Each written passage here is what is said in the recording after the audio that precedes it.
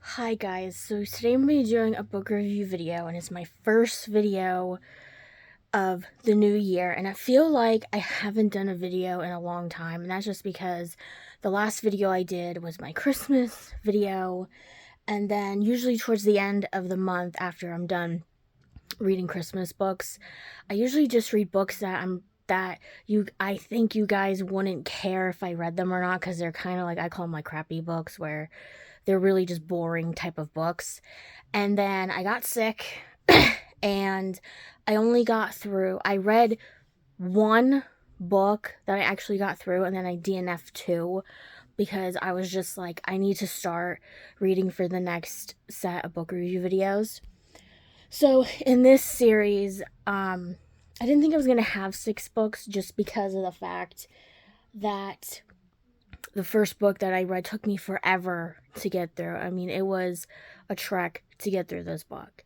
And I have read books with like thousands of pages in them, but this book was just a journey. And I don't know if it was because I was in the latter half of being sick.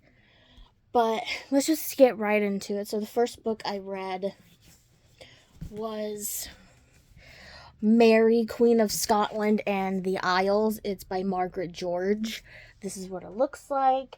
And I thought when I picked this book up, I thought, oh, this book is going to be a biography, autobiography, whatever you want to call it, because that's why it was really big. And it's 800 pages, and it's separated into 3 different books. The first book is about her becoming Queen of France or something, and then the second book is when Mary Queen of Scots was the Queen of Scotland since she was 9 days old, because her dad died when she was like 9 days old, or a little bit before that. So she's always been Queen of Scotland like her whole life. And then the second book is her trying to be the Queen of Scotland. And then the third book is when she gets exiled and she lives out the rest of her days and dies in England. And she's at the helm of Queen Elizabeth II, which is her cousin. And let me tell you guys, this book was a trek, and it was so boring. And I read historical fictions before, and I read Outlander, and Outlander is sometimes they're thousands of pages long, and this book I could not get through. It was just it was so boring, because most of the time it was just her moving from one place to the other place, and it would take so long, and the chapters in this book were really long too. Every book has a different number of chapters in it, but it was just I couldn't wait to finish it. I stayed up so I could finish this book because I didn't want to read any more of it.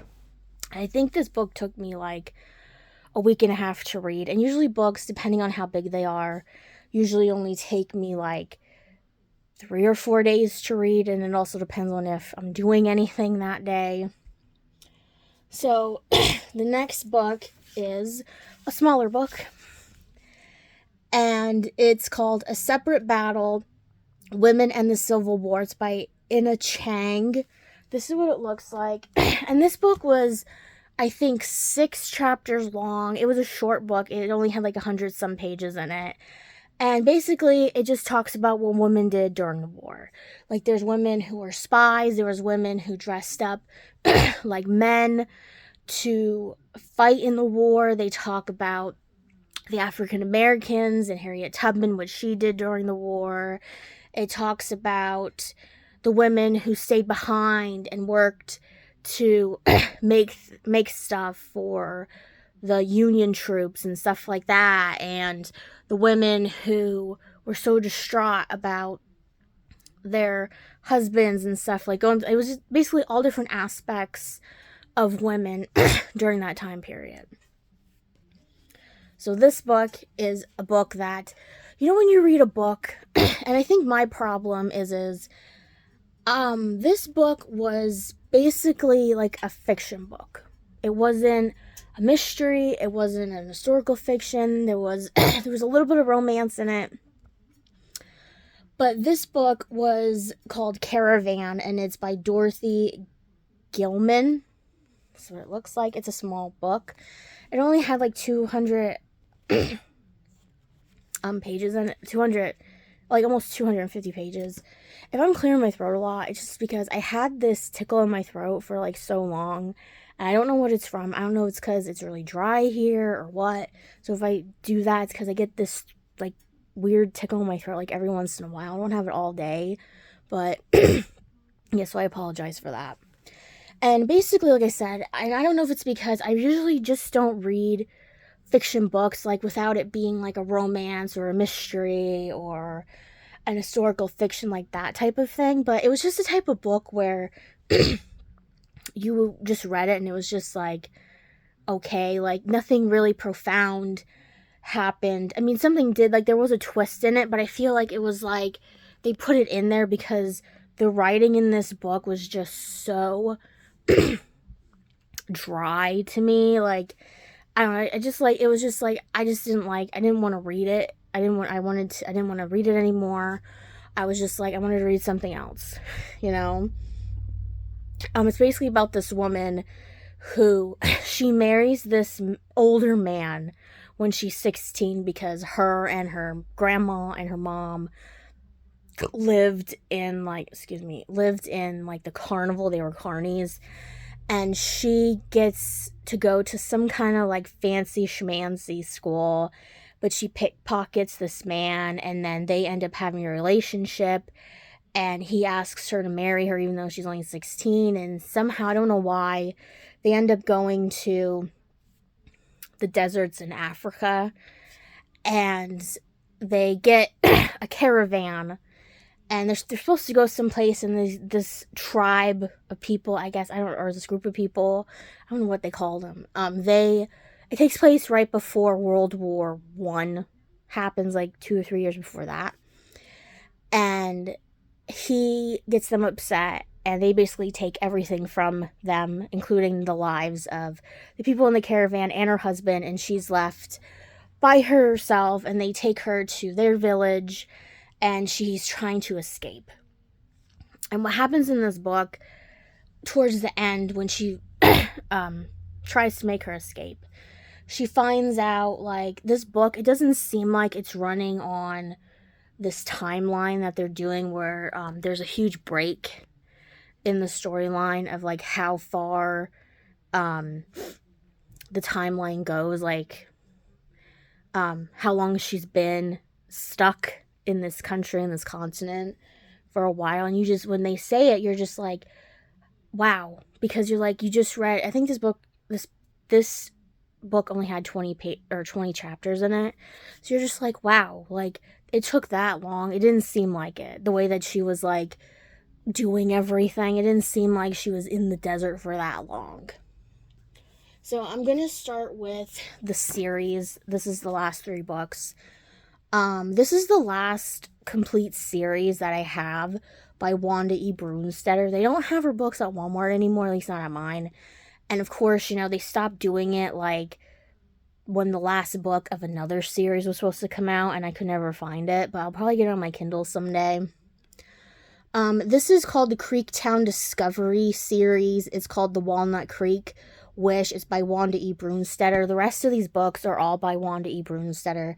She writes mostly like Amish Mennonite books / like Christian romance type of books. So this is what this looks like. And usually when her books revolve around, like, she wrote like a pioneering type of, like a Pioneer Day type of book series before, and I didn't really like it. And usually when she writes books like that where it's not just about Amish people, I don't really like them. Now this book was just okay. Now this book centers around an Amish couple who own this antique store. And it's basically that couple's out throughout the whole entire series.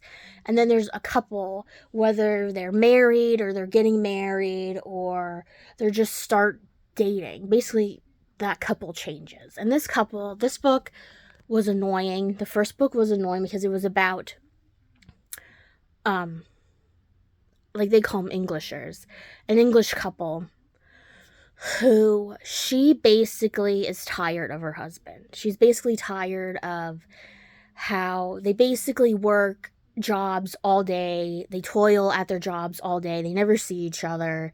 She ends up doing like most of the work when they're together in their house.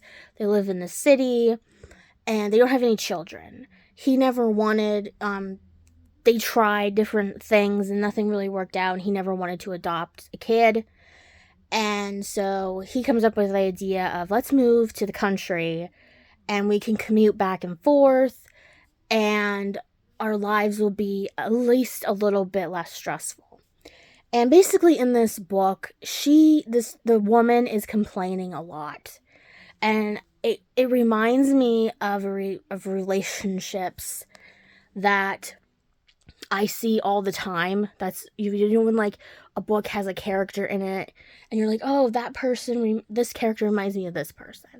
Well, that's how this book kind of is, where it's just like I get tired of hearing the arguments and the complaints and all this like around me from like people I know or like from the TV, that kind of stuff. So it's just like I'm just so sick and tired of hearing about her complaining and them fighting. But it does have a happy ending at the end. The ending was good. Each of these books has an epilogue and a prologue in it. And there was a shock. Like, these books, I will say, were kind of predictable in ways. I'm not going to say why, but there is a twist in the book with her parent and her husband's parent. Now, the second book centers around an Amish woman, and this one is called The Sugar Creek Surprise. It's by like Wanda Brunstetter. And this is about a woman she's an Amish woman. She's a school teacher.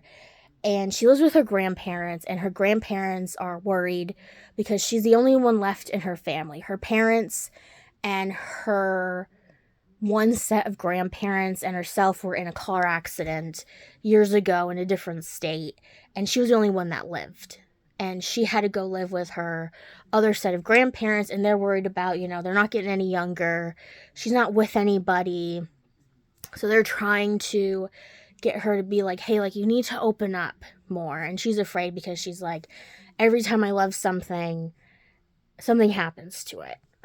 And this new Amish man comes into town. He is living with his uncle because he has relationship problems where his woman that he wanted to marry decided she didn't want to marry him and wanted to be with his best friend.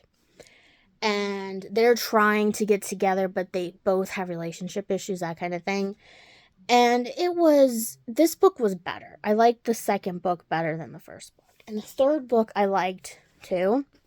The third book was called The Apple Creek Announcement.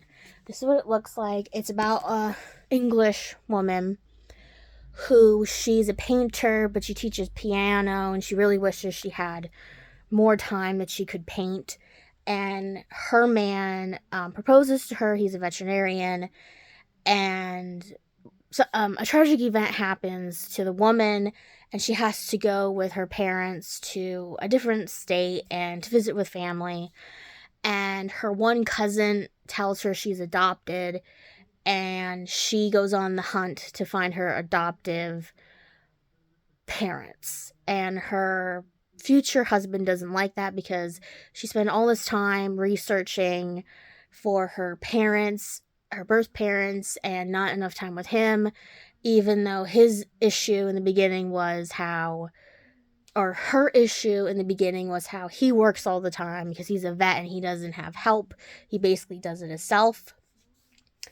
But I really, all in all, I mean, the first one, like I said, if they didn't have so much of that, like, pessimistic type of stuff in it, I feel like I would have liked it way better.